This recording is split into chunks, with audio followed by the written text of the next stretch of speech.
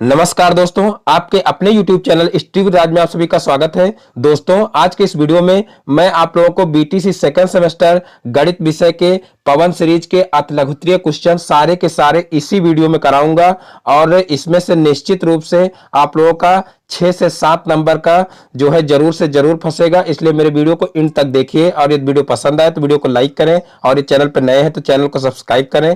तो चलिए देखते हैं आज का पहला क्वेश्चन। देखिए, पहला क्वेश्चन है अभाज्य संख्याएं क्या हैं? अभाज्य संख्याएं क्या हैं? तो देखिए इसका उत्तर हो जाएगा वह संख्याएं जो केवल एक और स्वयं से ही पूरी पूरी विभाजित होती है अभाज्य संख्याएं कहलाती हैं। वह संख्याएं जो एक और स्वयं के अलावा किसी अन्य संख्या से न कटे वह क्या कहलाती हैं? अभाज्य संख्याएं कहलाती हैं। देखिए अभाज्य संख्याएं कौन कौन सी होती हैं? जैसे 2 है, 3 है, 7 है, 5 है, 11 है, ये सब क्या है? अभाज्य संख्याएं हैं। यहां पर देखिए 2 आगे नहीं दिया हुआ है, 2 भी जो है अभाज्य संख्या होती है। यानी कि अगर सबसे छोटी अभाज्य संख्या पूछी जाए तो सबसे छोटी अभाज्य संख्या कौन सी होती है? 2 होती है। फिर देखिए नेक्स्ट क्वेश्चन है भाज्य संख्याएं क्या है? भाज्य संख्याएं क्या है? तो देखिए ऐसी संख्याएं जो एक से ही नहीं स्वयं व अन्य संख्या या संख्याओं से भी पूरी पूरी विभाजित हो जाए भाज्य संख्याएं कहलाती हैं।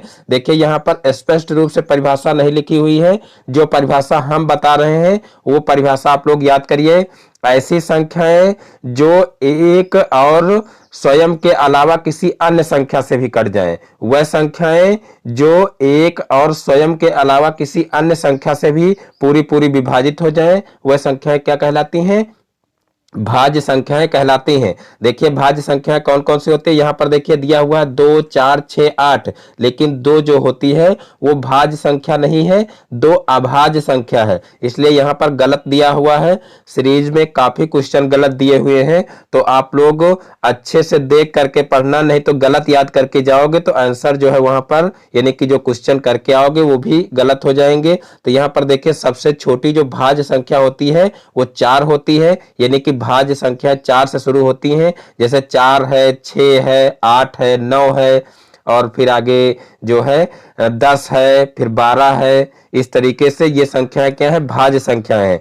फिर देखिए नेक्स्ट क्वेश्चन है समापवर्त क्या है? समापवर्त क्या है? तो देखिए इसका उत्तर हो जाएगा वह संख्या अथवा व्यंजक जो 2 या 2 से अधिक संख्याओं तथा व्यंजकों में प्रत्येक द्वारा पूर्णतः विभाजित हो जाता है दी हुई संख्याओं तथा व्यंजकों का समापवर्त कहलाता है। फिर देखिए नेक्स्ट क्वेश्चन है जोड़ क्या है? तो देखिए जोड़ क्या है? इसका उत्तर क्या हो जाएगा? गिनती करने की प्रक्रिया को लगातार करना ही जोड़ कहलाता है। देखिए परिभाषाएं जो भी यहां पर मैं आप लोगों को बता रहा हूं, परिभाषाएं आप लोग रट लेना, क्योंकि कभी कभी परिभाषाएं भी पूछ ली जाती हैं और जो है कभी कभी क्वेश्चन ही आ जाते हैं और जो है परिभाषाएं नहीं पूछी जाती हैं, ये भी होता है। तो देखिए जब इस तरीके के क्वेश्चन आ जाते हैं तो हमको फिर शब्द नहीं मिलते हैं। यानी कि आप ये तो जानते हो कि जोड़ होता क्या है, लेकिन यही जब परिभाषा पूछ ली जाती है तब आपको समझ में नहीं आता है कि हम इसमें क्या लिखें। तो देखिए जोड़ क्या है? तो इसका उत्तर क्या हो जाएगा? गिनती करने की प्रक्रिया को लगातार करना ही क्या कहलाता है? जोड़ कहलाता है। फिर देखिए नेक्स्ट क्वेश्चन है जब आप शून्य को किसी पूर्ण संख्या में जोड़ते हैं तो क्या परिणाम प्राप्त होता है? जब आप शून्य को किसी पूर्ण संख्या में जोड़ते हैं तो क्या परिणाम प्राप्त होता है? तो देखिए इसका उत्तर हो जाएगा किसी पूर्ण संख्या में यदि शून्य को जोड़ा जाता है तो योगफल वही संख्या होती है। इसीलिए शून्य को पूर्ण संख्याओं में योग का तत्समक अवयव कहते हैं। पुनः एक बार पढ़ लीजिए, किसी पूर्ण संख्या में यदि शून्य को जोड़ा जाता है तो क्या होता है? योगफल वही संख्या हो जाती है। इसीलिए शून्य को क्या कहते हैं? पूर्ण संख्याओं में योग का तत्समक अवयव कहते हैं। फिर देखिए नेक्स्ट क्वेश्चन है गुणन संक्रिया का समवरक प्रगुण क्या है? गुणन संक्रिया का समवरक प्रगुण क्या है? तो देखिए इसका उत्तर हो जाएगा पूर्ण संख्याओं का गुणनफल सदैव पूर्ण संख्या होता है, यह गुणन संक्रिया का समवरक प्रगुण है। फिर देखिए नेक्स्ट क्वेश्चन है भाग की संक्रिया को समझाइए। भाग की संक्रिया को समझाइए। तो देखिए भाग की संक्रिया गुणन संक्रिया की विलोम होती है। जैसे यहाँ पर देखिए 4 और 5 का गुणा कितना हो जाएगा? 20 हो जाएगा और 20 को जो है 4 से भाग करेंगे तब 5 आएगा। तो इस प्रकार से भाग की संक्रिया गुणन संक्रिया का विलोम होती है। फिर देखिए नेक्स्ट क्वेश्चन है संख्या पद्धति किसे कहते हैं? संख्या पद्धति किसे कहते हैं? तो देखिए, अंकों से संबंधित संख्याओं की जानकारी को संख्या पद्धति कहते हैं। अंकों से संबंधित संख्याओं की जानकारी को क्या कहते हैं? संख्या पद्धति कहते हैं। फिर देखिए नेक्स्ट क्वेश्चन है, गुणन का तत्समक अवयव किसे कहते हैं? गुणन का तत्समक अवयव किसे कहते हैं? तो देखिए, एक को गुणन का तत्समक अवयव कहते हैं। देखिए, जोड़ का तत्समक अवयव और गुणन का तत्समक अवयव दोनों में से एक क्वेश्चन पूछ लिया जाता है। तो देखिए, जोड़ का तत्समक अवयव क्या होगा? 0 होगा, और गुणन का तत्समक अवयव क्या होगा? 1 होगा। तो देखिए, तत्समक अवयव का मतलब क्या है कि जो है, जैसे गुणा में है तो गुणा में अगर किसी संख्या को 1 से गुणा करेंगे तो वही संख्या आएगी। तो यानी कि किसी भी संख्या में 1 से गुणा करने पर वही संख्या आए, तो यानी कि 1 क्या हो जाएगा? गुणन का तत्समक अवयव हो जाएगा। और योग का तत्समक अवयव क्या होगा? 0 होगा, क्योंकि किसी भी संख्या में जब 0 को जोड़ेंगे तब भी स्वयं वही संख्या आएगी। तो इसलिए जोड़ का तत्समक अवयव क्या हो जाएगा? 0 हो जाएगा, और गुणन का तत्समक अवयव क्या हो जाएगा? 1 हो जाएगा। फिर देखिए नेक्स्ट क्वेश्चन है, साहचर्य परगुण क्या है? साहचर्य परगुण क्या है? तो देखिए, 3 पूर्ण संख्याओं को जोड़ते समय किन्हीं 2 का समूह पहले बना लेने से योगफल में कोई असर नहीं पड़ता है। पूर्ण संख्याओं में यह योग संक्रिया का साहचर्य परगुण है। फिर देखिए नेक्स्ट क्वेश्चन है, प्राकृतिक संख्याएं क्या हैं? प्राकृतिक संख्याएं क्या है? तो देखिए, इसका उत्तर हो जाएगा, गिनने के लिए प्रयुक्त होने वाली संख्याएं 1 2 3 4 डॉट डॉट, ये सब क्या है? गणन संख्याएं अथवा प्राकृतिक संख्याएं कहलाती हैं। तो देखिए, प्राकृतिक संख्याएं किसे कहते हैं? ऐसी संख्याएं जिनको गिनने में प्रयुक्त करते हैं प्राकृतिक संख्याएं कहलाती हैं। ये 1 से लेकर के अनंत तक होती हैं। फिर देखिए यहाँ पर क्वेश्चन है, सबसे छोटी प्राकृतिक संख्या क्या है? तो देखिए, जब ये 1 से शुरू होती है यानी कि सबसे छोटी प्राकृतिक संख्या क्या हो जाएगी? 1 हो जाएगी। तो इस प्रकार से सबसे छोटी और सबसे बड़ी प्राकृतिक संख्या की अगर बात की जाए तो देखिए, सबसे बड़ी प्राकृतिक संख्या कोई नहीं होती है, क्योंकि ये 1 से शुरू होकर के अनंत तक होती है। तो सबसे छोटी प्राकृतिक संख्या तो 1 हो जाएगी, लेकिन सबसे बड़ी प्राकृतिक संख्या ज्ञात नहीं की जा सकती है। फिर देखिए नेक्स्ट क्वेश्चन है, पूर्णांक क्या है? तो देखिए, पूर्णांक की परिभाषा भी आप लोग अच्छे से समझ लीजिए। सभी पूर्ण संख्याएं तथा ऋणात्मक संख्याएं पूर्णांक कहलाती हैं। यानी कि इससे पहले फिर आपको पता होना चाहिए कि पूर्ण संख्या किसे कहते हैं। तो देखिए, 0 से लेकर के अनंत तक जितनी भी संख्याएं होती हैं प्लस की तरफ, 0 से लेकर के अनंत तक जितनी भी संख्याएं होती हैं वे क्या होती हैं? पूर्ण संख्याएं होती हैं। लेकिन पूर्णांक क्या होता है? सभी पूर्ण संख्याएं तथा ऋणात्मक संख्याएं पूर्णांक कहलाती हैं। यानी कि देखिए, यहां से शुरू होकर के 0 से, यहां देखिए 0 से शुरू होकर के और जितनी भी इधर की संख्याएं हैं ये क्या है? पूर्ण संख्याएं हैं। लेकिन यहाँ पर जो है इधर की संख्याएं क्या है? ये जब जो है पूर्ण संख्याओं में इन माइनस वाली संख्याओं को यानी ऋणात्मक संख्याओं को शामिल कर लिया जाता है, तो इनको क्या कहते हैं? पूर्णांक कहते हैं। तो इस प्रकार से पूर्णांक की परिभाषा क्या हो जाएगी कि सभी पूर्ण संख्याएं तथा ऋणात्मक संख्याएं पूर्णांक कहलाती हैं। और देखिए, 0 इसमें एक ऐसी संख्या है जो ना तो धनात्मक पूर्णांक है और ना तो ऋणात्मक पूर्णांक है। ये भी एक क्वेश्चन बनता है कि 0 क्या है? धनात्मक पूर्णांक है कि ऋणात्मक पूर्णांक है कि धनात्मक और ऋणात्मक दोनों है। तो इस तरीके से ऑप्शन 4 दिए रहते हैं। तो देखिए, 0 जो है वो ना तो धनात्मक पूर्णांक है और ना तो ऋणात्मक पूर्णांक है। ये क्या है? उदासीन है। तो यहाँ पर ये भी आप लोग समझ लेना। फिर देखिए नीचे क्वेश्चन है, धन पूर्णांक किन्हें कहते हैं? तो देखिए, सभी प्राकृतिक संख्याएं धन पूर्णांक कहलाती हैं। यानी कि 1 से लेकर के अनंत तक प्राकृतिक संख्याएं होती हैं, तो ये सभी क्या होती हैं? ये सभी धन पूर्णांक संख्याएं होती हैं। और फिर जो है नीचे देखिए क्वेश्चन है, ऋण पूर्णांक किन्हें कहते हैं? तो देखिए, ऋण पूर्णांक यानी कि जो ऋणात्मक वाली संख्याएं होती हैं वो सभी क्या होती हैं? जो है ऋण पूर्णांक होती हैं। तो यहाँ पर देखिए, -1 -2 -3 इस तरीके से अनंत तक संख्याएं सब क्या है? जो है माइनस की तरफ, ये ऋणात्मक पूर्णांक है। फिर देखिए नेक्स्ट क्वेश्चन है, 2 परिमेय संख्याओं P/Q तथा R/Q का योगफल क्या होगा? तो देखिए, यहाँ पर जो है हर दोनों का बराबर है, तो दोनों को हम जोड़ देंगे तो देखिए अंश में अंश जुड़ जाएगा और बटे में हर आ जाएगा। तो यहाँ पर देखिए P+R हो गया है और बटे में Q हो गया है। यही क्या हो जाएगा? इनका योगफल हो जाएगा। फिर देखिए नेक्स्ट क्वेश्चन है, संवरक नियम क्या है? संवरक नियम क्या है? तो देखिए संवरक नियम क्या है? दो धन पूर्णांकों का योगफल सदैव एक धन पूर्णांक होता है। जैसे यहाँ पर देखिए 20 में 15 को जोड़ा गया तो 35 आया है, यानी कि धन पूर्णांकों को जोड़ा गया है तो एक धन पूर्णांक ही आया है। फिर देखिए नेक्स्ट क्वेश्चन है, साहचर्य नियम क्या है? साहचर्य नियम क्या है? तो देखिए यदि तीन पूर्णांकों जैसे 3 और 5 के योग में 8 को जोड़ने पर वही योगफल प्राप्त होता है जो 5 और 8 के योग में 3 को जोड़ने पर होगा।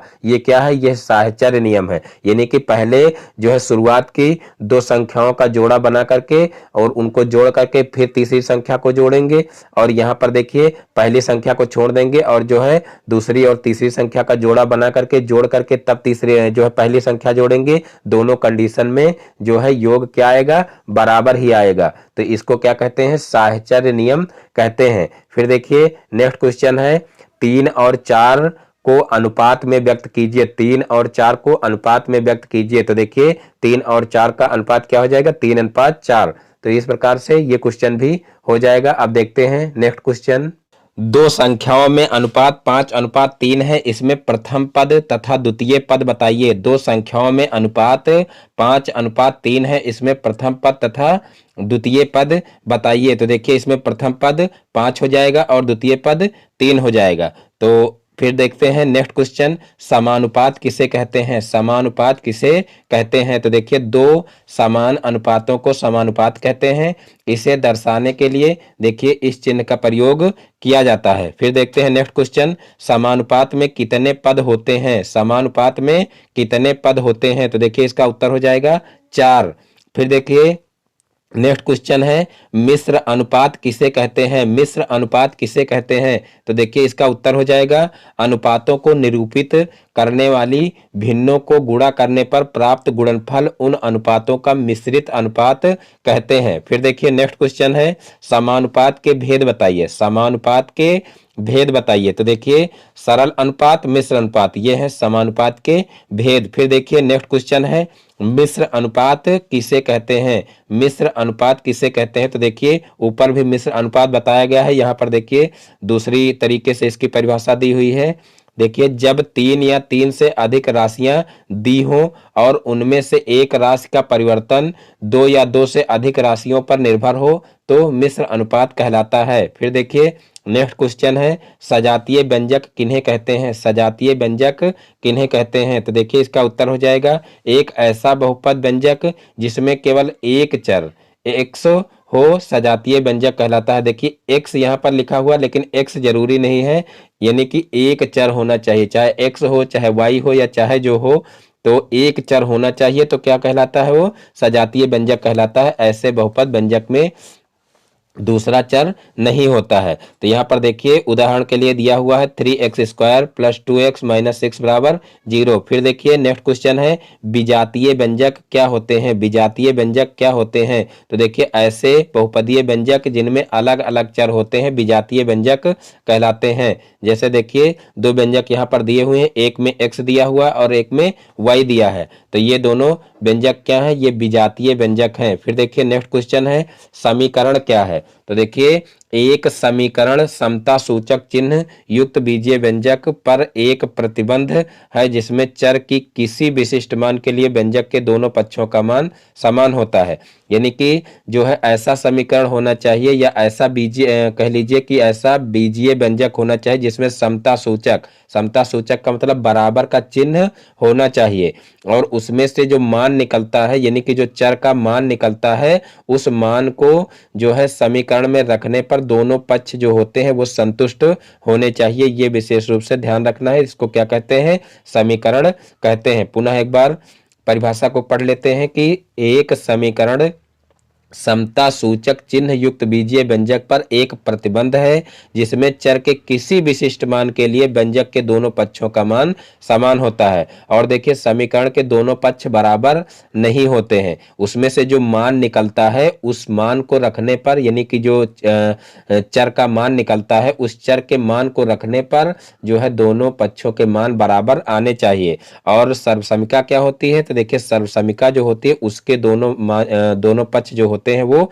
बराबर होते हैं। यहाँ पर देखिए परिभाषा दी हुई है, चर राशि में ऐसा जिसमें दोनों पक्ष बराबर हो सर्वसमिका संबंध कहलाता है। यहाँ पर देखिए जैसे दिया हुआ है 3x + 5 और यहाँ पर देखिए दिया हुआ है 2x - 2 + 5। देखिए यहाँ पर गलत लिखा हुआ है, यहाँ पर 5x - 2x + 5 होना चाहिए। तो देखिए 5x में से 2x घट जाएगा तो 3x + 5 हो जाएगा। तो इस प्रकार से दोनों बराबर हो जाएंगे और जो यहाँ पर लिखा हुआ है इस तरीके से ये बराबर नहीं है। तो कुल मिलाकर के ये जो दी हुई है उदाहरण में ये सर्वसमिका नहीं है। यहाँ पर 2x होना चाहिए, इस जगह पर 2x होना चाहिए, तब ये क्या हो जाएगी, सर्वसमिका हो जाएगी। अब देखते हैं next question, AB + AC + AD के गुणनखंड कीजिए। AB + AC + AD के गुणनखंड कीजिए। देखिए गुणनखंड करना है यहाँ पर और तीनों में यहाँ पर देखिए तीनों पदों में A आ रहा तो यहाँ से तीनों में जो है A कॉमन ले लेंगे और फिर पहले पद में B और दूसरे पद में C और तीसरे पद में D बच जाएगा तो इनको प्लस लगा करके लिख लेंगे तो यही इसके क्या हो जाएंगे, गुणनखंड हो जाएंगे। फिर देखिए नेक्स्ट क्वेश्चन है 9x² - 64 के गुणनखंड कीजिए। तो देखिए यहाँ पर 9x² है और यहाँ पर 64 है तो यहाँ पर देखिए 9x² को 3x का होल स्क्वायर बना लेंगे और फिर 64 को 8 का स्क्वायर बना लेंगे। फिर यहाँ से देखिए x² - y² जो है a² - b² का फार्मूला बन रहा है। तो a² - b² का फार्मूला क्या होता है, a + b a - b। तो यहाँ से a + b a - b का फार्मूला लगा देंगे तो यहाँ पर देखिए 3x + 8 हो जाएगा और यहाँ 3x - 8 हो जाएगा। तो इस प्रकार से इसके गुणनखंड हो जाएंगे। फिर देखते हैं नेक्स्ट क्वेश्चन, क्षेत्रफल क्या है। क्षेत्रफल क्या है तो देखिए किसी तल का वह भाग जो एक आकृति की बाह्य सीमाओं के भीतर घिरा रहता है उस आकृति का क्षेत्रफल कहलाता है। किसी तल का वह भाग जो एक आकृति की बाह्य सीमाओं के भीतर घिरा रहता है। बाह्य सीमाओं का मतलब जैसे त्रिभुज है तो त्रिभुज में देखिए ये जो भुजाएं होती हैं ये क्या हैं, ये बाह्य सीमाएं हैं और बाह्य सीमाओं से जो भाग घिरा रहता है उस घिरे भाग को क्या कहते हैं, क्षेत्रफल कहते हैं। तो देखिए कौन सा भाग घिरा है, ये भाग जो अंदर वाला भाग है ये सब पूरा क्या है, बाह्य सीमाओं से घिरा हुआ है तो इसी को क्या कहते हैं, जो है उस आकृति का क्षेत्रफल कहते हैं। फिर देखिए नेक्स्ट क्वेश्चन है क्षेत्रफल का मात्रक क्या है। तो देखिए क्षेत्रफल का मात्रक होता है वर्ग इकाई, यानी कि जिसमें भी जो है क्षेत्रफल दिया हुआ, जैसे मीटर में दिया हुआ है तो वर्ग मीटर लिखेंगे, सेंटीमीटर में जो है माप दी हुई है तो हम जो है क्षेत्रफल को वर्ग सेंटीमीटर में लिखेंगे। तो कुल मिलाकर के यहाँ पर क्षेत्रफल का मात्रक क्या होता है, वर्ग इकाई होता है, यानी कि वर्ग लगाना जरूरी होता है। फिर देखिए नेक्स्ट क्वेश्चन है यदि किसी त्रिभुज का आधार 32 मीटर और ऊंचाई 12 मीटर हो तो उसका क्षेत्रफल ज्ञात कीजिए। यदि किसी त्रिभुज का आधार 32 मीटर और ऊंचाई 12 मीटर हो तो उसका क्षेत्रफल ज्ञात कीजिए। तो देखिए यहाँ पर ऊंचाई और आधार दिया हुआ है। अब जो है त्रिभुज का क्षेत्रफल का फार्मूला लगा देंगे। तो देखिए त्रिभुज के क्षेत्रफल का फार्मूला होता है 1/2 इंटू आधार गुणे ऊंचाई। तो यहाँ पर देखिए 1/2 और जो है आधार दिया हुआ है 32 और ऊंचाई दी हुई है 12। तो यहाँ पर आधार की जगह पर 32 और ऊंचाई की जगह पर 12 लिख लेंगे। फिर यहाँ पर देखिए 2 से जो है इसको भाग करेंगे तो यहाँ पर देखिए 16 दूना 32 हो जाएगा, यानी कि यहाँ पर 2 से इसको काटेंगे 16 दूना 32 हो जाएगा और फिर 12 और 16 का गुणा कर लेंगे तो इस प्रकार से 192 वर्ग मीटर हमारा आंसर आ जाएगा। फिर देखिए नेक्स्ट क्वेश्चन है यदि एक समचतुर्भुज के विकर्ण 26 सेंटीमीटर व 12 सेंटीमीटर हो तो समचतुर्भुज का क्षेत्रफल बताइए। तो देखिए यहाँ पर सीधे से फार्मूला लगा देंगे, क्षेत्रफल बराबर 1/2 विकर्णों का गुणनफल। देखिए इस क्वेश्चन को जो है कल के वीडियो में बताया भी गया है और यहाँ पर पुनः आप लोग देख लीजिए, क्षेत्रफल बराबर 1/2 गुणे विकर्णों का गुणनफल। तो देखिए 1/2 और विकर्ण देखिए क्या दिए हुए हैं, 26 एक दिया हुआ है और दूसरा जो है 12 दिया हुआ है तो गुणे में 26 और 12 लिख लेंगे। तो यहाँ पर देखिए 2 से इसको कैंसिल कर देंगे तो यहाँ 13 दूना 26 होता है तो 13 आ जाएगा और फिर 13 और 12 का गुणा कर लेंगे। तो 13 और 12 का जब गुणा करेंगे तो 156 वर्ग सेंटीमीटर हमारा आंसर आ जाएगा। फिर देखते हैं नेक्स्ट क्वेश्चन। तो देखिए नेक्स्ट क्वेश्चन है एक घन की कोर 14 सेंटीमीटर है तो उसका आयतन ज्ञात करो। एक घन की कोर 14 सेंटीमीटर है तो उसका आयतन ज्ञात करो। कोर का मतलब देखिए जैसे मान लीजिए ये एक घन है और इस घन की जो है एक कोर दी हुई है, यानी कि एक कोर का मतलब कोई भी एक लंबाई चौड़ाई या ऊंचाई कुछ भी दे दिया जाए तो देखिए घन की लंबाई चौड़ाई और ऊंचाई सब बराबर होती है। तो एक कोर का मतलब चाहे ये दे दिया जाए, चाहे ये दे दिया जाए, चाहे ये दे दिया जाए, कोई भी एक भुजा दे दी जाए तो उसी को क्या कहते हैं, घन की कोर कहते हैं। तो एक कोर 14 सेंटीमीटर दी हुई है तो उसका आयतन ज्ञात करना है। तो देखिए जो है घन के आयतन का फार्मूला क्या होता है, भुजा क्यूब होता है। तो यहाँ मान लीजिए कि जो है घन की एक भुजा ए है तो यहाँ पर क्या हो जाएगा, ए क्यूब हो जाएगा। अब ए की जगह पर देखिए एक कोर की वैल्यू दी हुई है 14, तो ए की जगह पर 14 रख देंगे तो 14 का क्यूब हो जाएगा। अब यहाँ पर देखिए 14 का क्यूब करेंगे यानी 14 गुणे 14 गुणे 14 कर देंगे। तो यहाँ पर देखिए इनका जब गुणा करेंगे तो यहाँ पर 2744 घन सेंटीमीटर आंसर इसका आ जाएगा। फिर देखिए नेक्स्ट क्वेश्चन है, आयत किसे कहते हैं, इसका क्षेत्रफल तथा परिमाप ज्ञात करने का सूत्र बताइए। आयत किसे कहते हैं, इसका क्षेत्रफल तथा परिमाप ज्ञात करने का सूत्र बताइए। बहुत ही इंपॉर्टेंट क्वेश्चन है।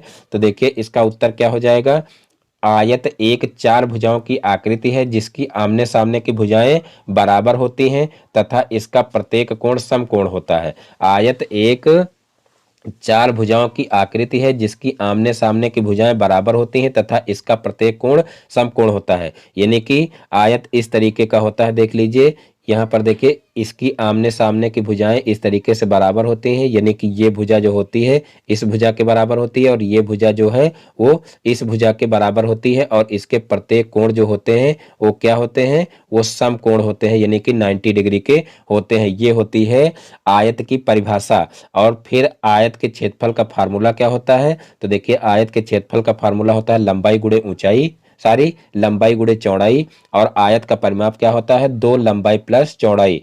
इसको आप लोग विशेष रूप से ध्यान रखना। आयत का क्षेत्रफल क्या होता है, लंबाई गुणे चौड़ाई, और आयत का परिमाप क्या होता है, 2 लंबाई प्लस चौड़ाई। यहाँ पर देखिए ब्रैकेट के अंदर लंबाई प्लस चौड़ाई होता है और जो है यानी कि लंबाई और चौड़ाई को जोड़ करके 2 से गुणा कर दीजिए तो आयत का परिमाप निकल आएगा। अब देखते हैं नेक्स्ट क्वेश्चन।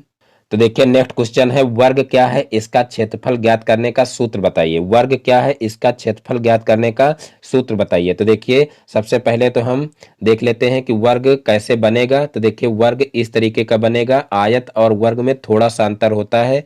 देखिए जो आयत होता है उसकी चारों भुजाएं बराबर नहीं होती हैं, उसकी केवल आमने सामने की भुजाएं बराबर होती हैं। लेकिन जो वर्ग होता है इसकी चारों भुजाएं बराबर होती हैं। और देखिए आयत का भी प्रत्येक कोण 90 डिग्री का होता है, यानी कि समकोण होता है। और जो वर्ग होता है इसका भी प्रत्येक कोण जो होता है वो क्या होता है, समकोण होता है। तो यहाँ पर देखिए जो है वर्ग की परिभाषा देख लेते हैं और फिर वर्ग के क्षेत्रफल और परिमाप का फार्मूला देख लेते हैं। तो यहाँ पर देखिए चार भुजाओं से घिरी ऐसी आकृति जिसकी चारों भुजाएं समान हो तथा प्रत्येक कोण समकोण हो क्या कहलाता है, वर्ग कहलाता है। और फिर वर्ग का क्षेत्रफल का फार्मूला क्या होता है, भुजा स्क्वायर। तो यहाँ पर भुजा मान लीजिए ए है तो यहाँ पर ए स्क्वायर लिख सकते हैं। फिर यहाँ पर देखिए वर्ग का परिमाप बराबर क्या होता है, 4 गुणे भुजा, यानी कि देखिए परिमाप का मतलब क्या होता है, चारों भुजाओं की माप। तो देखिए इसकी चारों भुजाएं बराबर होती हैं, इसलिए चाहे आप भुजा प्लस भुजा प्लस भुजा प्लस भुजा यानी 4 बार चाहे जोड़ लीजिए और चाहे एक भुजा का 4 से गुणा कर दीजिए, बात वही है। तो यहाँ पर 4 गुणे भुजा वर्ग का परिमाप होता है। तो यहाँ पर देखिए मान लीजिए भुजा ए है तो यहाँ पर 4a भी लिख सकते हैं। तो इस प्रकार से ये हो जाएगा वर्ग के क्षेत्रफल और परिमाप का फार्मूला।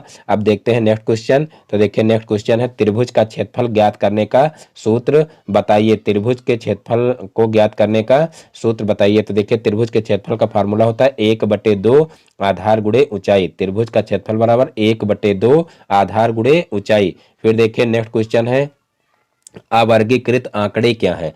अवर्गीकृत आंकड़े क्या हैं, तो देखिए इसका उत्तर हो जाएगा ऐसे अव्यवस्थित आंकड़े जिनको देखकर तुरंत कोई निष्कर्ष निकालना संभव नहीं होता है, अवर्गीकृत आंकड़े कहलाते हैं। जैसे आप लोग देखे होंगे, देखिए संख्याएं आगे पीछे सब दी हुई होती हैं। जैसे मान लीजिए छोटी और बड़ी संख्याएं साथ में दी हुई हैं तो एक क्रम से नहीं दी हुई होती हैं। कोई छोटी संख्या पहले लिखी हुई, बड़ी संख्या बाद में लिखी हुई, कहीं बड़ी संख्या पहले लिखी हुई, छोटी संख्या बाद में लिखी हुई। तो इस प्रकार से ये जो आंकड़े होते हैं ये क्या होते हैं, अवर्गीकृत आंकड़े आंकड़े होते हैं, क्योंकि ऐसे आंकड़ों को जब हम सवाल लगाने बैठते हैं तो सबसे पहले हम क्या करते हैं, इनको आरोही क्रम में लिख लेते हैं, और आरोही क्रम में लिखने के बाद ही हम कोई डिसीजन जो है कर पाते हैं। यानी कि अगर हमको कुछ क्वेश्चन को कुछ हल करना है, कोई चीज निकालनी है, तो सबसे पहले हम क्या करेंगे, आरोही क्रम में उनको लिखेंगे, तभी उसमें कुछ कर पाएंगे। यानी कि आंकड़ों को हम देख करके तुरंत कोई निष्कर्ष नहीं निकाल पाते हैं, तो इन आंकड़ों को क्या कहते हैं, अव्यवस्थित आंकड़े कहते हैं।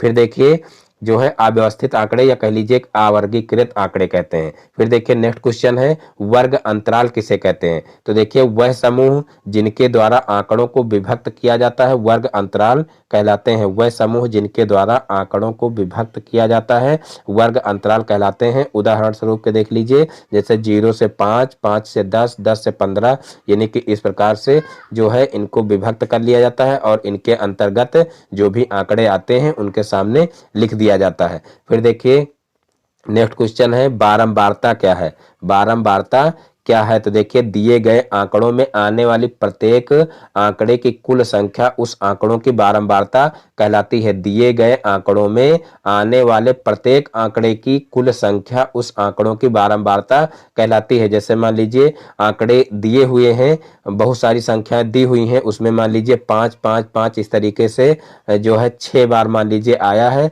तो 6 बार आया है, तो देखिए इसकी बारंबारता क्या हो जाएगी, इसकी बारंबारता 6 हो जाएगी। यानी कि 5 जो है वो कितनी बार आया है, 6 बार आया है। लेकिन कहा जाए बहुलक क्या होगा, देखिए बारंबारता और बहुलक में अंतर है। यहाँ पर देखिए बारंबारता का मतलब देखिए जैसे बारंबारता यानी कि बार बार शब्द आ रहा है, तो कितनी बार आया है। बार शब्द से आप लोग अर्थ लगा लीजिए कि बार का मतलब क्या है, कितनी बार आया है। तो यहाँ पर देखिए 5 कितनी बार आया है, तो 6 बार आया है, वो आपको लिखना है। यानी कि यहाँ पर बारंबारता 6 होगी। लेकिन अगर कहा जाए कि बहुलक क्या होगा, तो देखिए बहुलक यहाँ पर 5 होगा। यहाँ पर हम ये नहीं लिखेंगे कि 6 होगा, क्योंकि यहाँ ये 6 बार आया है तो इसकी बारंबारता 6 हुई। लेकिन बहुलक क्या है, बहुलक जो है वो 5 है। यानी कि जो अंक सबसे ज्यादा बार आता है उसको बहुलक कहते हैं। अगर 5 सबसे ज्यादा बार आया है तो 5 लिखिए, या कोई और अंक ज्यादा बार आया है तो उसको लिखिए। जो सबसे ज्यादा बार आया हो वही क्या होता है, बहुलक होता है। जैसे बहुलक जो है शाब्दिक अर्थ लिया जाए तो देखिए बहुलक यानी कि बहु मतलब जो सबसे अधिक बार आया हो वो क्या होता है, बहुलक होता है। और बारंबार का मतलब क्या होता है कि कितनी बार आया है, वो बारंबारता होती है। फिर देखिए नेक्स्ट क्वेश्चन है, सर्वांग समता की अवधारणा स्पष्ट करें। सर्वांग समता की अवधारणा स्पष्ट करें। तो देखिए इसका उत्तर हो जाएगा, एक जैसी दिखने वाली वस्तुओं को यदि किसी धरातल पर रखा जाए और वह एक दूसरे को पूर्ण रूप से ढक लें तो उन्हें एक दूसरे की सर्वांगसम कहा जाता है। देखिए जैसे मान लीजिए ये दो रेखाएं यहाँ पर दी हुई हैं, तो इनको हम क्या कहेंगे, इनको सर्वांगसम कहेंगे। क्योंकि देखिए इस रेखा को अगर इस पर रखा जाए तो जो है ये रेखा इस रेखा को पूरा पूरा ढक लेगी, तो इसको क्या कहेंगे, सर्वांगसम कहेंगे। और समरूप का मतलब देखिए यहीं पर समझ लीजिए, समरूप क्या होता है, समरूप यानी कि एक रूप जैसे। सम मतलब क्या, समान, और रूप का मतलब जो है रूप, यानी कि समान रूप के जो भी वस्तुएं होंगी वह क्या होंगी, समरूप होंगी। लेकिन सर्वांग समता में ऐसा नहीं होता है।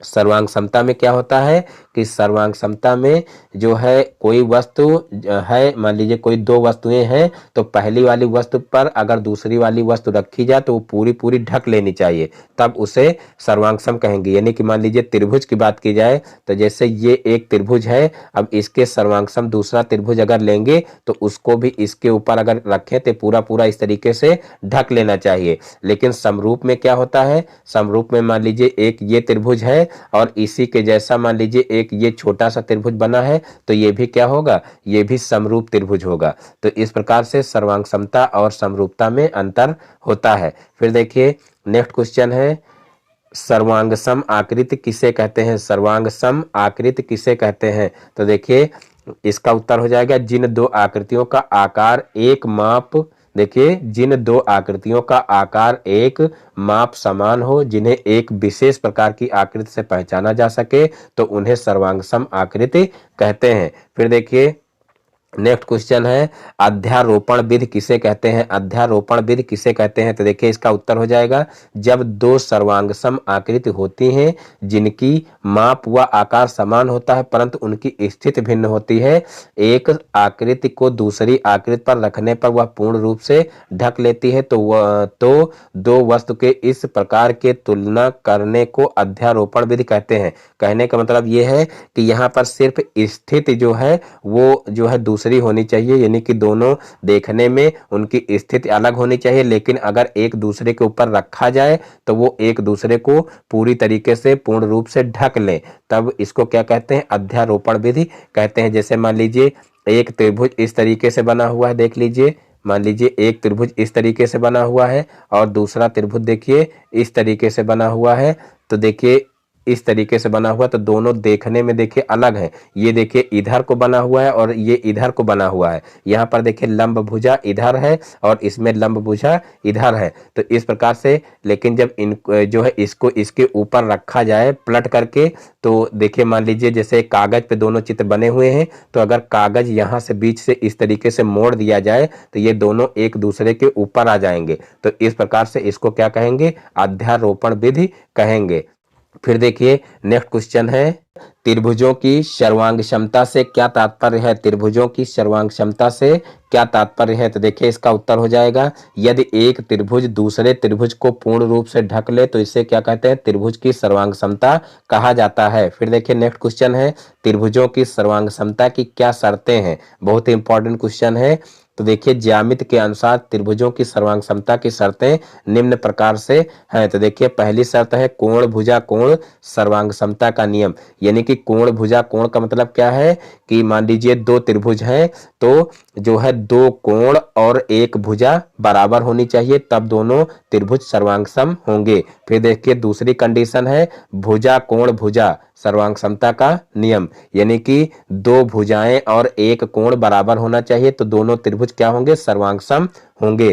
फिर देखिए तीसरी कंडीशन क्या है? भुजा भुजा भुजा सर्वांग क्षमता का नियम। तो देखिए तीनों भुजाएं यानी कि दो त्रिभुज हो तो तीनों भुजाएं क्या होनी चाहिए? एक त्रिभुज की तीनों भुजाएं दूसरे त्रिभुज की तीनों भुजाओं के बराबर होनी चाहिए। तो यहाँ पर पुनः एक बार देख लेते हैं कि देखिए पहली कंडीशन क्या है कि दो कोण एक भुजा बराबर होनी चाहिए। दूसरी कंडीशन क्या है? दो भुजा और एक कोण बराबर होना चाहिए। तीसरी कंडीशन क्या है? तीसरी कंडीशन है कि तीनों भुजाएं बराबर होनी चाहिए। तो ये होती हैं त्रिभुज की सर्वांग क्षमता की शर्तें। अब देखते हैं नेक्स्ट क्वेश्चन पूर्ण संख्या 6, 9 और 11 लेकर गुणा के साहचर्य नियम की पुष्टि कीजिए। पूर्ण संख्या 6, 9 और 11 लेकर गुणा के साहचर्य नियम की पुष्टि कीजिए। तो देखिए गुणा का साहचर्य नियम देखिए क्या होता है। यहाँ पर देखिए 6, 9, 11 को लिया गया है तो पहले यहाँ पर देखिए 6 और 9 का गुणा किया गया है, उसके बाद फिर 11 को 12 जो है बाहर रखा गया है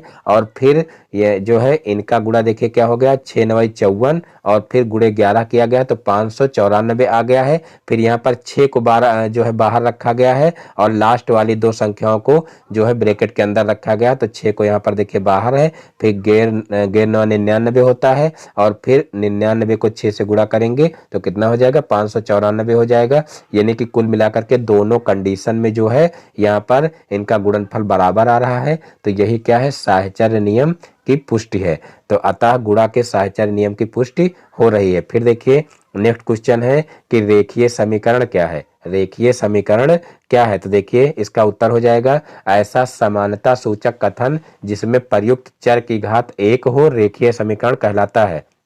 ऐसा समानता सूचक कथन जिसमें प्रयुक्त चर की घात 1 हो रेखीय समीकरण कहलाता है। तो देखिए जैसे यहाँ पर दिया हुआ है x + y = 7 और यहाँ पर देखिए x + 1 = 5, ये क्या है? ये रेखीय समीकरण है। फिर देखिए इसमें समानता सूचक चिन्ह बराबर का भी प्रयोग हुआ है, यानी कि यहाँ पर बराबर का चिन्ह जरूर होना चाहिए तभी इसको समीकरण कहा जा सकता है। तो यहाँ पर देखिए इसमें समानता सूचक चिन्ह का भी प्रयोग किया गया है। फिर देखिए नेक्स्ट क्वेश्चन है x प्लस 1 बराबर 2 को हल कीजिए। बहुत ही आसान क्वेश्चन है। x प्लस 1 बराबर 2 को हल कीजिए तो यहाँ पर क्या करेंगे, एक को पक्षांतर कर देंगे तो यहाँ पर देखिए x प्लस में है, इधर जाएगा माइनस में हो जाएगा और 2 में से 1 घट जाएगा तो 1 आ जाएगा। तो इस प्रकार से x की वैल्यू कितनी आ जाएगी, 1 आ जाएगी। फिर देखिए नेक्स्ट क्वेश्चन है x माइनस 4 और एक ब्रैकेट में है और दूसरे ब्रैकेट में है x प्लस 7 का गुणनफल ज्ञात करें। तो देखिए x माइनस 4 गुणे x प्लस 7 हो जाएगा। तो यहाँ पर देखिए सबसे पहले x का गुणा करेंगे। देखिए x में x का गुणा x में करेंगे तो x स्क्वायर हो जाएगा। फिर x का गुणा 7 में करेंगे तो 7x हो जाएगा। फिर x का गुणा -4 का गुणा x में करेंगे तो -4x हो जाएगा। फिर -4 का 7 में करेंगे तो 7 चौक 28 यानी -28 हो जाएगा। और फिर देखिए यहाँ पर x स्क्वायर हो जाएगा और जो है 7x में से 4x घट जाएगा तो 3x बचेगा और फिर -28 हो जाएगा। तो इस प्रकार से यही हमारा आंसर आ जाएगा। फिर देखिए नेक्स्ट क्वेश्चन है सर्वसमीका क्या है। सर्वसमीका क्या है तो देखिए ऐसा समानता सूचक बीजीय कथन जो चर के प्रत्येक मान के लिए सत्य होता है, क्या कहलाता है, सर्वसमीका कहलाता है। ऐसा समानता सूचक बीजीय कथन जो चर के प्रत्येक मान के लिए सत्य होता है सर्वसमीका कहलाता है। यानी कि अगर कोई भी मान आप जो है LHS और RHS में रखोगे तो सभी प्रकार से आपका जो है कहने का मतलब मान बराबर आएगा। यानी कि ऐसा समानता सूचक बीजीय कथन जो चर के प्रत्येक मान के लिए सत्य होता है उसे क्या कहते हैं, सर्वसमीका कहते हैं। यानी कि चाहे जो मान रखे दोनों पक्ष हमेशा बराबर ही आने चाहिए। अब देखते हैं नेक्स्ट क्वेश्चन। तो देखिए नेक्स्ट क्वेश्चन है 2 इंटू एक्स प्लस 1 बराबर 2x प्लस 2 सर्वसमीका है अथवा नहीं। बहुत ही इंपॉर्टेंट क्वेश्चन है। इस टाइप का क्वेश्चन भी परीक्षा में पूछा जाता है। यानी कि सर्वसमीका है या समीकरण, इस टाइप के क्वेश्चन पूछे जाते हैं। तो देखिए सर्वसमीका और समीकरण में अंतर आप इसी तरीके से ज्ञात कर सकते हैं कि देखिए समीकरण में दोनों पक्ष बराबर नहीं होते हैं लेकिन सर्वसमीका में दोनों पक्ष बराबर होते हैं। लेकिन आपको जो है जरूरी नहीं कि आपको प्रत्यक्ष रूप में दिखाई दे कि जो है बराबर है कि नहीं है। जैसे यहाँ पर देखिए देखने पर जो है हमको बराबर दोनों पक्ष नहीं दिखाई दे रहे हैं, हमको थोड़ा सा हल करना पड़ेगा। यहाँ पर देखिए 2 को अंदर अगर भेजोगे यानी कि 2 का यहाँ पर अगर गुणा करोगे तो क्या आ जाएगा, 2x और प्लस 2 यानी कि x से गुणा होगा 2 का तो 2x हो जाएगा और 1 से गुणा होगा तो 2 प्लस का 2 आ जाएगा। तो यहाँ पर देखिए 2x प्लस 2 आ गया है और यहाँ पर इधर भी 2x प्लस 2 लिखा हुआ है तो दोनों पक्ष बराबर है। इसका मतलब क्या है, सर्वसमीका है। तो इस प्रकार से सर्वसमीका और समीकरण ज्ञात कर सकते हैं। अगर समीकरण यहाँ पर होता तो दोनों पक्ष बराबर ना आते, एक पक्ष का मान कुछ और आता और दूसरे पक्ष का मान कुछ और आता। देखिए इस टाइप से भी ज्ञात किया जा सकता है। और यहाँ पर दूसरी विधि दी हुई है कि आप 1 2 3 इस तरीके से मान रख करके भी देख सकते हैं। अगर सर्वसमीका होगा तो चाहे जो मान आप रखो दोनों पक्ष बराबर आएंगे और समीकरण में ऐसा नहीं होगा। कोई मान तो रखने पर हो सकता है कि आपके दोनों पक्ष बराबर हो जाए लेकिन कोई मान आप रखोगे तो दोनों पक्ष बराबर नहीं होंगे। यानी कि सर्वसमीका में जो मान चर का आता है वही मान रखने पर दोनों पक्ष संतुष्ट हो सकते हैं। अगर कोई अपनी तरफ से कोई मान रखोगे तो दोनों पक्ष संतुष्ट नहीं होंगे, यानी दोनों पक्ष बराबर नहीं आएंगे। और यहाँ पर देखिए x का मान 1 अपनी तरफ से रखा गया है तो यहाँ पर देखिए 4 बराबर 4 आ गया है। और जो है यहाँ पर x बराबर 2 अपनी तरफ से रखा गया तब भी यहाँ 6 बराबर 6 आ गया है। इसका मतलब ये क्या है, इसका मतलब ये सर्वसमीका है। अतः प्रत्येक दशा में दायां पक्ष बराबर बायां पक्ष है, अतः सर्वसमीका है। अब देखते हैं नेक्स्ट क्वेश्चन कि सर्वसमीकाओं का प्रयोग करके 51 का स्क्वायर का मान ज्ञात कीजिए। ये क्वेश्चन भी आप लोगों को कल हल करवाया गया था। सर्वसमीका का प्रयोग करके 51 का स्क्वायर का मान ज्ञात कीजिए। तो यहाँ पर देखिए 51 को 2 अंकों में तोड़ लेंगे, 50 प्लस जो है 1 कर लेंगे और इसका होल स्क्वायर कर देंगे। तो देखिए यहाँ पर a प्लस b का होल स्क्वायर बन रहा है। मैंने बताया था कि 51 का स्क्वायर जैसे है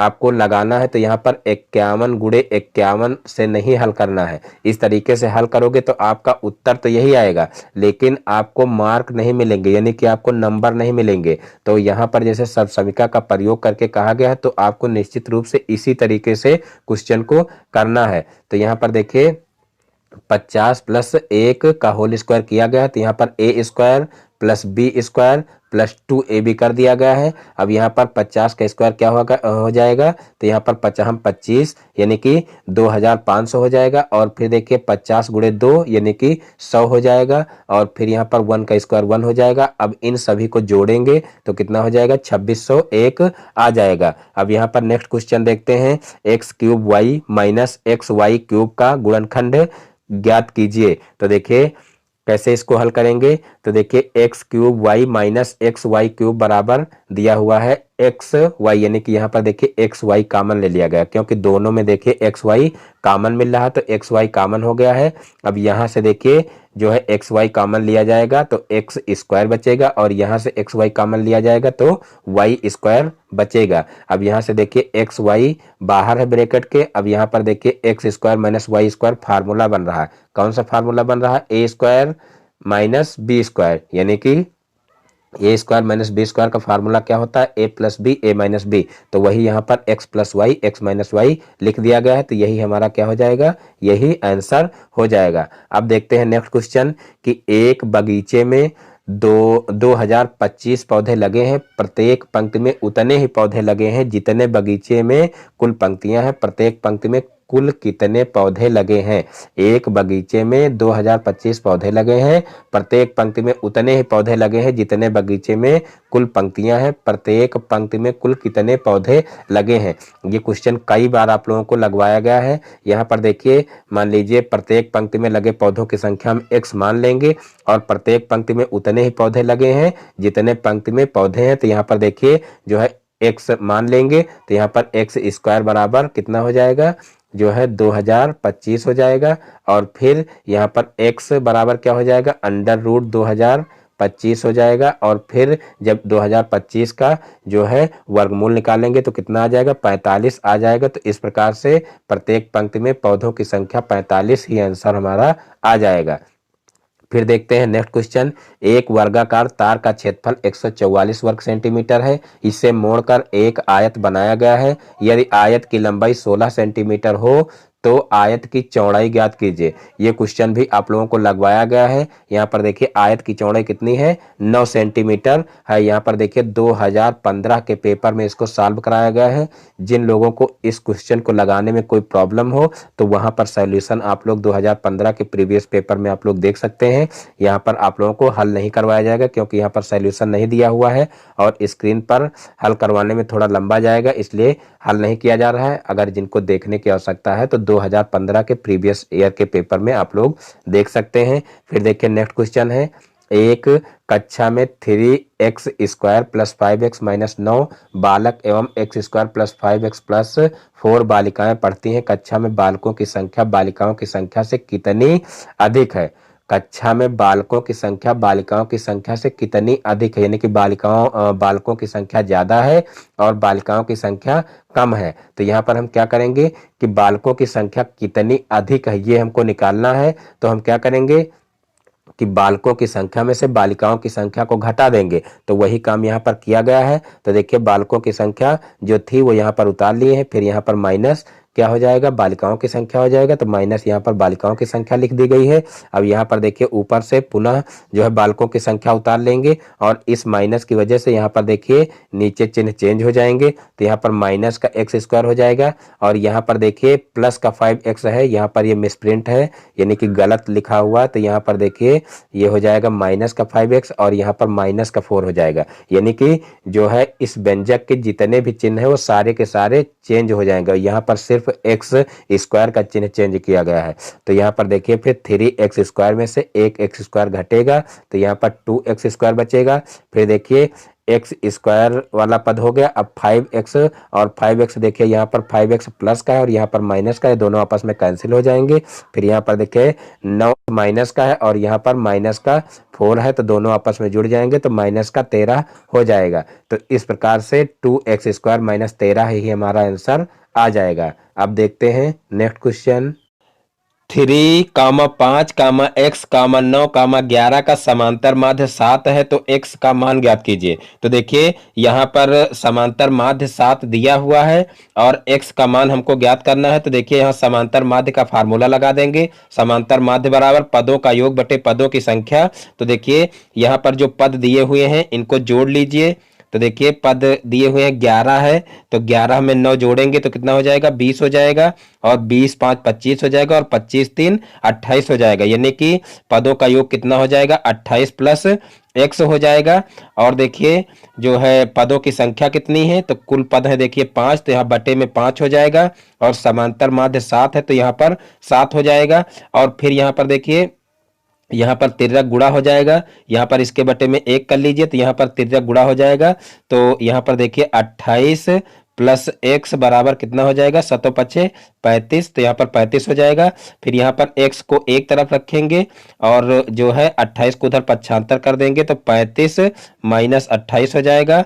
और 35 में से 28 को घटाएंगे तो देखिए कितना बचेगा, 7 बचेगा। तो यही 7 हमारा जो है x का मान आ जाएगा। तो इस प्रकार से इस क्वेश्चन को भी आसानी से कर सकते हैं। अब देखते हैं नेक्स्ट क्वेश्चन। तो देखिए नेक्स्ट क्वेश्चन है 9 अनुपात x समानुपात x अनुपात 16 को 16 तो x का मान ज्ञात कीजिए। देखिए 9 अनुपात x समानुपात x अनुपात 16 तो x का मान लिखिए। तो देखिए यहाँ पर क्या होता है, देखिए समानुपात में जब पद दिए होते हैं तो मध्य पदों का गुणनफल और बाह्य पदों का गुणनफल बराबर होता है। यानी कि यहाँ पर अगर इसका और इसका गुणा किया जाए तो इसका गुणनफल जो आएगा वो इसके और इसके गुणनफल के बराबर होगा। यानी कि मध्य पदों का गुणनफल बाह्य पदों के गुणनफल के बराबर होता है। तो वही यहाँ पर नियम लगा देंगे और जो है x की वैल्यू निकाल लेंगे। तो यहाँ पर देखिए हो जाएगा, देखिए x का x से गुणा करेंगे तो x स्क्वायर हो जाएगा और बराबर देखिए 16 और 9 का गुणा करेंगे तो 16 9 144 हो जाएगा। और फिर यहाँ पर देखिए x को जो है यहाँ पर देखिए x का जो स्क्वायर है इसको हटाएंगे तो इधर रूट लग जाएगा, तो रूट लगेगा तो रूट के अंदर हो जाएगा 144 और 144 का वर्गमूल निकालेंगे तो कितना आ जाएगा, 12 आ जाएगा। तो इस प्रकार से x की वैल्यू 12 आ जाएगी। फिर देखते हैं नेक्स्ट क्वेश्चन।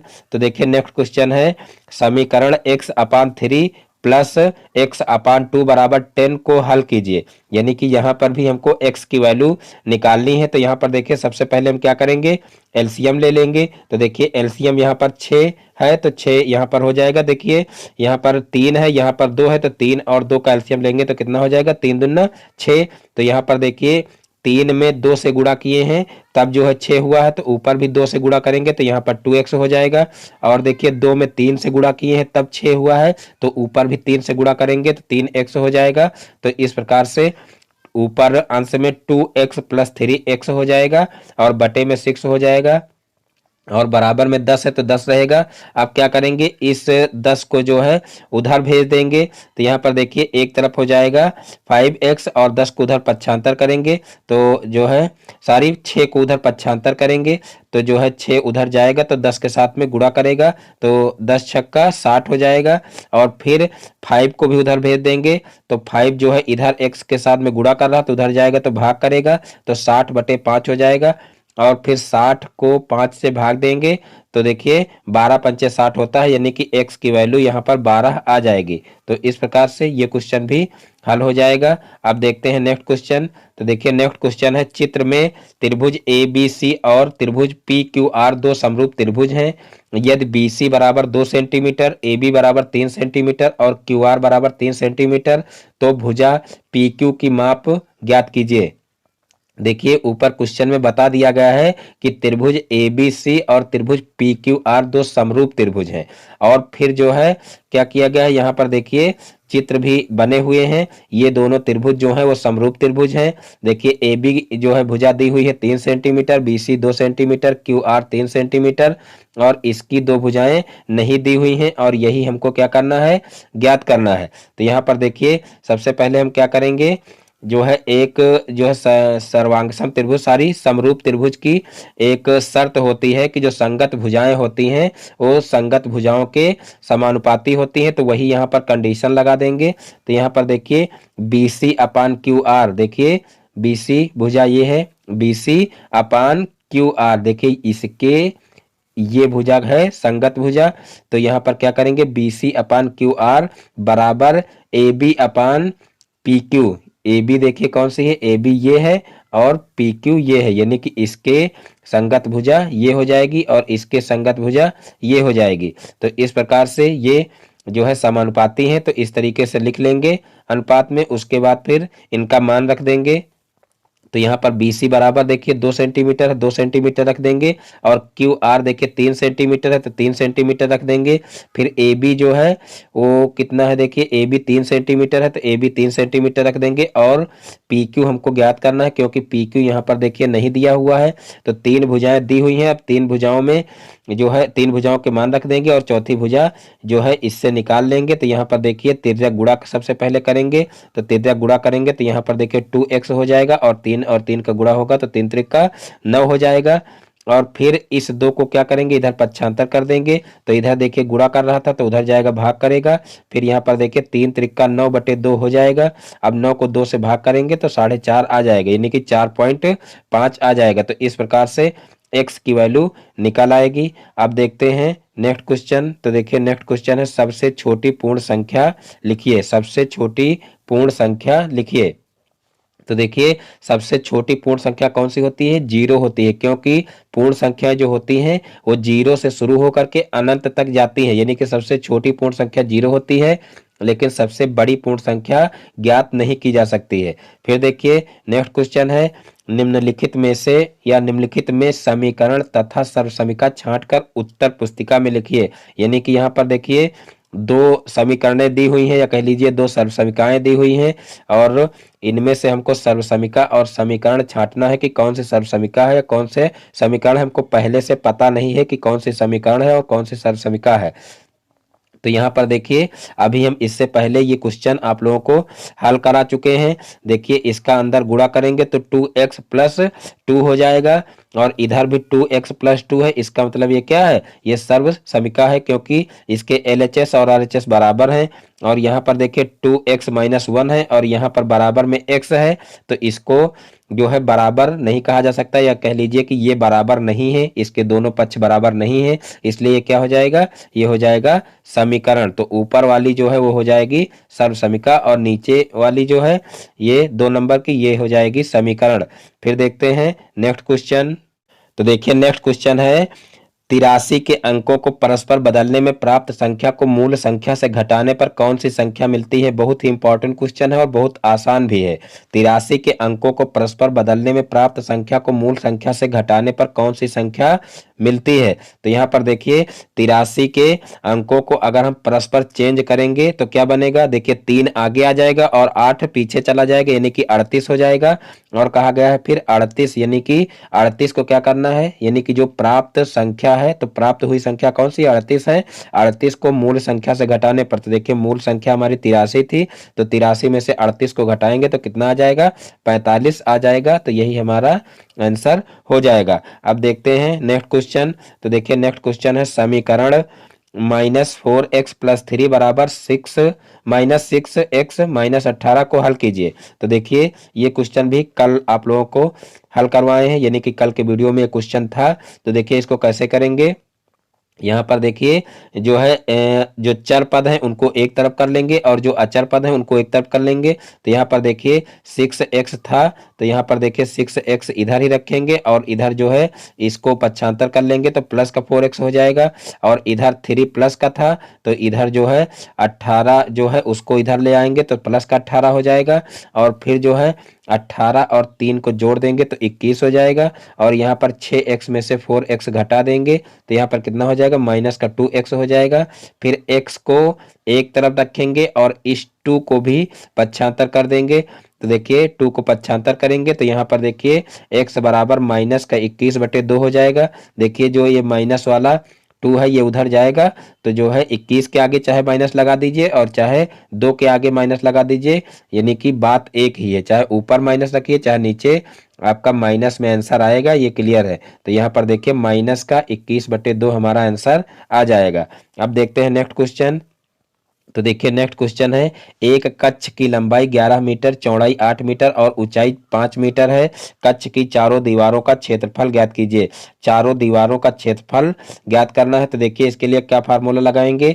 यहाँ पर देखिए चारों दीवारों का क्षेत्रफल बराबर 2 लंबाई प्लस चौड़ाई गुणे ऊंचाई, ये फार्मूला लगा देंगे। तो यहाँ पर देखिए लंबाई और चौड़ाई और ऊंचाई दी हुई है, तो यहाँ पर लंबाई चौड़ाई और ऊंचाई का मान रख लेंगे। तो यहाँ पर 2 लंबाई देखिए 11 दी हुई तो 11 लिख लेंगे, प्लस चौड़ाई 8 दी हुई तो 8 लिख लेंगे, और गुणे ऊंचाई 5 दी हुई तो 5 लिख लेंगे। तो यहाँ पर 11 में 8 जोड़ेंगे तो 19 आएगा, और 19 का 2 से गुणा करेंगे तो 38 हो जाएगा, और गुणे में 5 है तो यहाँ पर 38 गुणे 5 हो जाएगा। तो देखिए 5 से 38 का गुणा करेंगे तो 190 वर्ग मीटर आ जाएगा। फिर देखते हैं नेक्स्ट क्वेश्चन। तो देखिए नेक्स्ट क्वेश्चन है, एक्स स्क्वायर प्लस 1/x² का मान ज्ञात कीजिए, जबकि x प्लस 1/x बराबर 2। तो देखिए यहाँ पर क्या करेंगे, यहाँ पर सबसे पहले हम इसका जो है स्क्वायर कर लेंगे। तो देखिए इसका जब हम स्क्वायर करेंगे तो देखिए क्या होगा, देख लीजिए।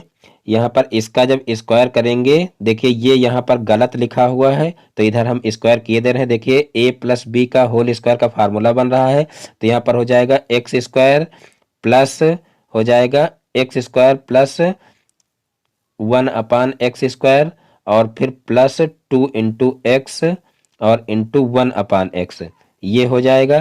तो यहाँ पर देखिए एक्स एक्स कैंसिल हो जाएगा, तो प्लस का 2 केवल बचेगा, यानी कि यहाँ पर देखिए इतने का हमको जो है मान ज्ञात करना है, इतने का मान ज्ञात करना है, यहाँ पर केवल प्लस का 2 बचेगा। तो देखिए इस 2 को क्या करेंगे, पक्षांतर कर देंगे।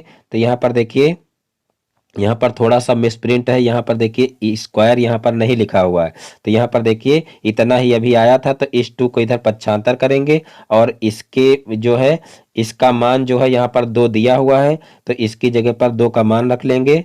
तो यहाँ पर देखिए 2 का स्क्वायर हो जाएगा तो 2 दूना 4 हो जाएगा, और 4 में से फिर 2 घटेगा तो कितना हो जाएगा, 2 हो जाएगा। तो इस प्रकार से इस क्वेश्चन को भी किया जा सकता है। अब देखते हैं नेक्स्ट क्वेश्चन। तो देखिए नेक्स्ट क्वेश्चन है, परिमेय संख्या को माइनस देखिए परिमेय संख्या को -7/9 -5/21 और 2/-3 आरोही क्रम में लिखे। परिमेय संख्या, देखिए परिमेय संख्या को नहीं होना चाहिए, परिमेय संख्या दी हुई है 3, इनको क्या करना है, आरोही क्रम में लिखना है। तो देखिए आरोही क्रम में हम तभी परिमेय संख्याओं को लिख सकते हैं जब जो है संख्या, जो परिमेय संख्या है इनके हर बराबर हो, क्योंकि जब तक हर बराबर नहीं करेंगे तब तक हम ये नहीं डिसाइड कर सकते हैं कि कौन सी संख्या बड़ी है और कौन सी छोटी है। तो यहाँ पर सबसे पहले हम क्या करेंगे कि जो इनके हर हैं, हरों का हम एलसीएम ले लेंगे, यानी कि लासा ले लेंगे। तो यहाँ पर देखिए 9, 21 और 3 का लासा क्या हो जाएगा, तो देखिए इनका लासा हो जाएगा 63। तो यहाँ पर देखिए जो है एलसीएम कितना आया है, 63 आया है, तो 63 एलसीएम ले लेंगे। तो यहाँ पर देखिए 9 का कितने से गुणा करेंगे तो 63 हो जाएगा। तो यहाँ पर देखिए जो है, एक मिनट देख लीजिए, 9 का कितने से गुणा करेंगे तो 63 होगा, तो 9 सते 63, यानी कि 7 से गुणा करने पर 63 होगा। तो यहाँ पर देखिए ऊपर भी 7 से गुणा कर लेंगे तो कितना हो जाएगा, 7 सता 49 हो जाएगा। फिर 21 का किससे गुणा करेंगे तो 63 होगा, तो देखिए 21 तिहाई 63 होता है, तो ऊपर भी 3 से गुणा करेंगे तो 5 तिहाई 15 हो जाएगा। और फिर 3 का कितने से गुणा करेंगे तो 63 होगा, तो 21 से गुणा करेंगे तब 63 होगा, तो ऊपर 21 से गुणा करेंगे तो 21 दूना 42 हो जाएगा। तो इस प्रकार से देखिए जो है यहाँ पर हर सबका 63 हो गया है, और ऊपर अंश में भी जो है गुणा कर दिए हैं, यानी कि जितने से गुणा नीचे किए हैं उतने से ही गुणा ऊपर कर दिए हैं। अब इन सभी को क्या करेंगे, अलग कर लेंगे। देखिए यहाँ पर माइनस सभी संख्याओं के साथ में था, तो यहाँ माइनस ऑलरेडी जो है कॉमन ले लिए थे, यहाँ पर कॉमन में जो है माइनस है, अब कॉमन जो माइनस था उसको भी अंदर भेज देंगे और सभी संख्याओं को अलग कर लेंगे। तो यहाँ पर देखिए माइनस का 49/63 हो जाएगा, फिर माइनस का 15/63 हो जाएगा, और फिर माइनस का 42/63 हो जाएगा। और देखिए अब हमको डिसाइड करना है कि कौन सी संख्या बड़ी है और कौन सी छोटी है, तभी हम आरोही क्रम में लिख सकते हैं। तो देखिए हम इसमें देखेंगे, देखिए हर सबके बराबर हैं तो ऊपर अंश से हम डिसाइड करेंगे कि कौन सी संख्या बड़ी है और कौन सी छोटी है। तो देखिए जिसका अंश बड़ा होगा वो संख्या बड़ी होगी और जिसका अंश छोटा होगा वो संख्या छोटी होगी। लेकिन यहाँ पर जो संख्याएं अंश की हैं वो सभी माइनस में हैं। तो माइनस में आप लोगों को पता होगा कि माइनस में जो संख्या छोटी होती है वो बड़ी मानी जाती है और जो बड़ी होती है वो छोटी मानी जाती है। तो यहाँ पर सबसे बड़ी संख्या क्या हो जाएगी, 15 हो जाएगी। और फिर जो है उसके बाद क्या हो जाएगी, 42 हो जाएगी। और उसके बाद फिर देखिए 49 हो जाएगी। यानी कि सबसे जो है बड़ी संख्या 42 होगी, फिर उससे छोटी जो है क्या सॉरी 15 होगी, और फिर उससे छोटी जो है क्या होगी, 42 होगी, और फिर उससे छोटी जो है 49 होगी। तो यहाँ पर आरोही क्रम में हमको लिखना है, यानी कि हमको सबसे छोटी संख्या सबसे पहले लिखना है। तो सबसे छोटी संख्या क्या होगी, 49 होगी, फिर उससे बड़ी 42 वाली होगी, और फिर उससे बड़ी जो है 15 वाली होगी। तो इस प्रकार से ये आरोही क्रम हमारा हो जाएगा, यानी कि -49/63, फिर -42/63, और फिर -15/63।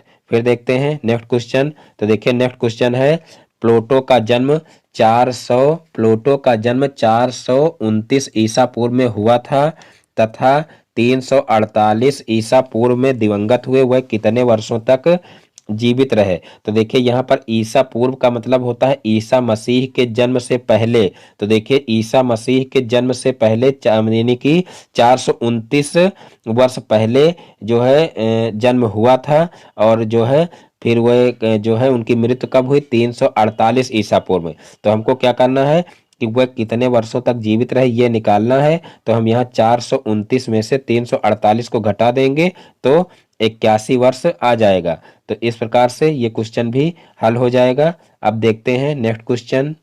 तो देखिए नेक्स्ट क्वेश्चन है, एक्स और फिर ब्रैकेट में है y minus Z plus Y, फिर z minus X plus Z, और फिर ब्रैकेट में है x माइनस वाई का मान ज्ञात कीजिए। तो देखिए यहाँ पर हम क्या करेंगे, सबसे पहले ऊपर से इनको उतार लेंगे, उसके बाद फिर इनका अंदर गुणा कर देंगे। तो देखिए x का अंदर गुणा करेंगे तो एक्स वाई हो जाएगा, माइनस का एक्स जेड हो जाएगा।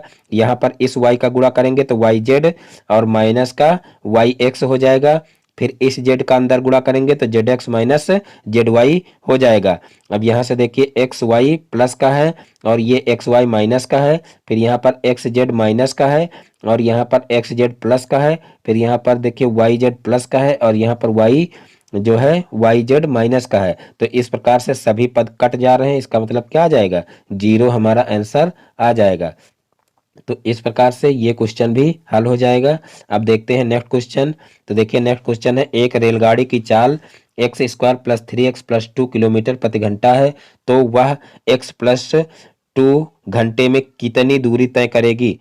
तो यहाँ पर देखिए यहाँ पर स्पीड दी हुई, स्पीड का मतलब क्या होता है, चाल होता है। तो यहाँ पर चाल दी हुई है x² + 3x + 2 किलोमीटर प्रति घंटा, और यहाँ पर देखिए समय दिया हुआ है x + 2 जो है घंटा। तो यहाँ पर क्या करेंगे, दूरी हमको निकालना है। तो दूरी बराबर क्या होता है, चाल गुणे समय होता है। तो यहाँ पर चाल और समय का गुणा कर देंगे। तो देखिए सबसे पहले हम यहाँ इस x का इसमें पूरे में गुणा करेंगे। तो देखिए x का x² से करेंगे तो x³ हो जाएगा, और फिर जो है x का 3x से करेंगे तो 3x² हो जाएगा, फिर x का 2 से करेंगे तो 2x हो जाएगा, फिर इस 2 का इसमें पूरे में गुणा कर देंगे तो देखिए 2x² हो जाएगा, फिर 2 का 3 में करेंगे तो 3 दूना 6x हो जाएगा, और फिर 2 का 2 से करेंगे तो 2 दूना 4 हो जाएगा। और फिर देखिए क्या करेंगे, फिर इन सभी को जोड़ लेंगे। तो यहाँ पर देखिए x³ था ऊपर, तो यहाँ पर x³ वाला और कोई पद नहीं तो x³ हो जाएगा, और फिर 3x² है और प्लस 2x² है। तो यहाँ पर दोनों को जोड़ लेंगे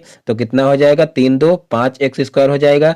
फिर यहाँ पर देखिए 2x और 3x को जोड़ लेंगे तो कितना हो जाएगा, 8x हो जाएगा, और फिर प्लस का 4 हो जाएगा। तो इस प्रकार से यही हमारा आंसर हो जाएगा। अब देखते हैं नेक्स्ट क्वेश्चन। तो देखिए नेक्स्ट क्वेश्चन है, यदि x + 1/x = 5 हो तो x² + 1/x² का मान ज्ञात कीजिए। तो यहाँ पर देखिए जो है एक्स प्लस 1/x बराबर 5 दिया हुआ है और x square plus 1/x square की वैल्यू हमको निकालना है। तो सबसे पहले हम क्या करेंगे, यहाँ पर x प्लस 1/x बराबर 5 यानी कि दोनों पक्षों का हम वर्ग कर लेंगे। तो यहाँ पर देखिए, यहाँ पर दोनों पक्षों का वर्ग किया गया है। तो यहाँ पर सबसे पहले a square plus B square plus 2ab हो जाएगा और 5 का स्क्वायर 25 हो जाएगा। फिर यहाँ पर x से x कैंसिल हो जाएगा। तो यहाँ पर देखिए कितना बचेगा, यहाँ पर बचेगा 2। यहाँ पर देखिए इधर जो है बचेगा 2 और इधर जो है इसको क्या करेंगे, पक्षांतर कर देंगे और बाकी यहाँ से 1 बचेगा। तो 2 का 1 से गुणा होगा तो 2 ही आएगा। तो इसको उधर पक्षांतर करेंगे तो ये 25 के साथ में माइनस करेगा।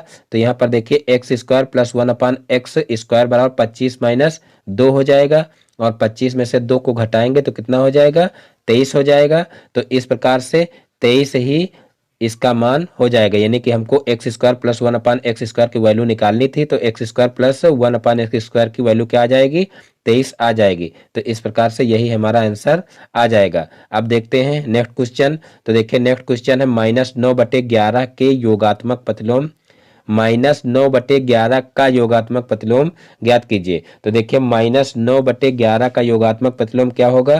तो देखिए योगात्मक प्रतिलोम में क्या करते हैं, सिर्फ चिन्ह चेंज कर देते हैं। अगर कोई भी संख्या, वो चाहे ऐसे संख्या हो साधारण सी और चाहे परिमेय संख्या हो, जो संख्या दी हुई हो सिर्फ उसका चिन्ह परिवर्तित कर देते हैं। अगर प्लस में है तो माइनस कर देते हैं और माइनस में है तो प्लस कर देते हैं। तो यहाँ पर -9/11 है तो इसका योगात्मक प्रतिलोम क्या हो जाएगा, जो है प्लस का 9/11 हो जाएगा। और जब गुणात्मक प्रतिलोम हो तब क्या करते हैं, तब इनका जो है, इनका जो हर है, हर को अंश बना देते हैं और अंश को हर बना देते हैं, यानी कि जो है संख्याओं को पलट देते हैं। तो यहाँ पर 9/11 है, जैसे इसका गुणात्मक प्रतिलोम हमको ज्ञात करना होता तो क्या हो जाता, 11/-9, यानी कि चिन्ह उसका नहीं चेंज होता, सिर्फ संख्याओं को पलट देते, ऊपर वाली संख्या नीचे आ जाती है और नीचे वाली संख्या ऊपर चली जाती है। लेकिन यहाँ पर योगात्मक प्रतिलोम पूछा गया है तो यहाँ पर सिर्फ चिन्ह परिवर्तन कर देंगे बस। और फिर देखते हैं नेक्स्ट क्वेश्चन। एक त्रिभुज का क्षेत्रफल 48 सेंटीमीटर, एक त्रिभुज का क्षेत्रफल 48 वर्ग सेंटीमीटर है। यदि उसकी ऊंचाई 8 सेंटीमीटर हो तो त्रिभुज के आधार की माप बताइए। तो देखिए इसको कैसे करेंगे, तो देखिए डायरेक्ट यहाँ पर फार्मूला लगाएंगे कि त्रिभुज का क्षेत्रफल बराबर 1/2 आधार गुणे ऊंचाई। तो यहाँ पर देखिए आधार हमको निकालना है, ऊंचाई दी हुई है 8 और त्रिभुज का क्षेत्रफल दिया हुआ है 48। तो यहाँ पर त्रिभुज के क्षेत्रफल की जगह पर 48 लिख देंगे और आधार को आधार ही रखेंगे और ऊंचाई की जगह पर 8 रख देंगे। फिर देखिए आधार को एक तरफ रखेंगे और बाकी संख्याओं को जो है पक्षांतर कर देंगे। तो यहाँ पर देखिए आधार के साथ में 8 गुणा कर रहा था तो इधर जाएगा तो भाग करेगा, और 2 जो है भाग कर रहा था तो उधर जाएगा गुणा करेगा। तो इस प्रकार से अब इनको हल कर लेंगे तो 8 छंग 48 होता, तो ऊपर देखिए 6 आ जाएगा और फिर 6 के साथ में 2 गुणा करेगा तो 6 दूनी 12 आ जाएगा। तो यहाँ पर 12 जो है हमारा आंसर आ जाएगा, यानी कि आधार कितना आ जाएगा, 12, और सेंटीमीटर में दिया है तो कितना हो जाएगा, 12 सेंटीमीटर। फिर देखते हैं नेक्स्ट क्वेश्चन। तो देखिए नेक्स्ट क्वेश्चन है -5 ब्रैकेट के अंदर है, फिर माइनस, फिर छोटे ब्रैकेट के अंदर है -45, फिर भागे -15, फिर प्लस -3, फिर गुणे 5 का मान ज्ञात कीजिए। तो देखिए इसको बोर्डमॉस रूल के हिसाब से करना है, इंपॉर्टेंट क्वेश्चन है। तो यहाँ पर देखिए सबसे पहले हम क्या करेंगे, इसमें सबसे पहले छोटे ब्रैकेट को हल करेंगे। तो यहाँ पर देखिए जो है माइनस का 5 है तो माइनस के 5 को ब्रैकेट से बाहर करेंगे तो माइनस का 5 आएगा।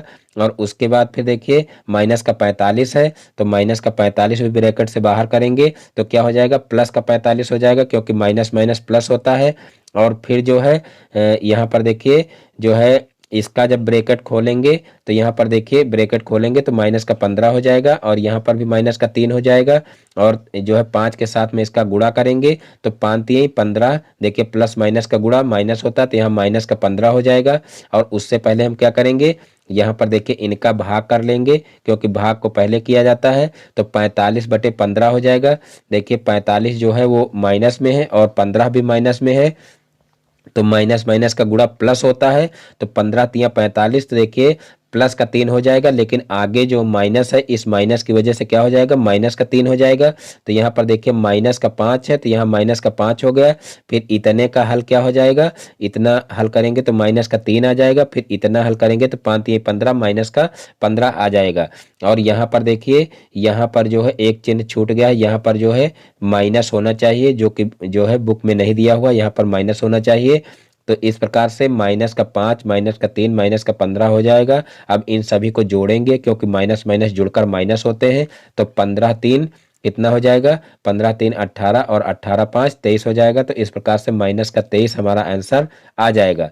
तो इस प्रकार से पवन सीरीज के जितने भी अतिलघुत्तरीय क्वेश्चन थे वो सारे के सारे क्वेश्चन अतिलघुत्तरीय आज के जो है वीडियो में हल करवा दिए गए हैं। मैं उम्मीद करता हूं कि ये वीडियो आप लोगों को पसंद आया होगा। दोस्तों यदि हमारा वीडियो पसंद आया हो तो वीडियो को लाइक करें, और इस चैनल पर नए हैं तो चैनल को सब्सक्राइब करें और बेल आइकन को भी प्रेस कर लें, जिससे हमारे आगे आने वाले वीडियो का नोटिफिकेशन आपके मोबाइल पर सबसे पहले पहुंचे। फिर मिलते हैं अपने नेक्स्ट वीडियो में एक नए टॉपिक के साथ में। तब तक के लिए जय हिंद, वंदे मातरम।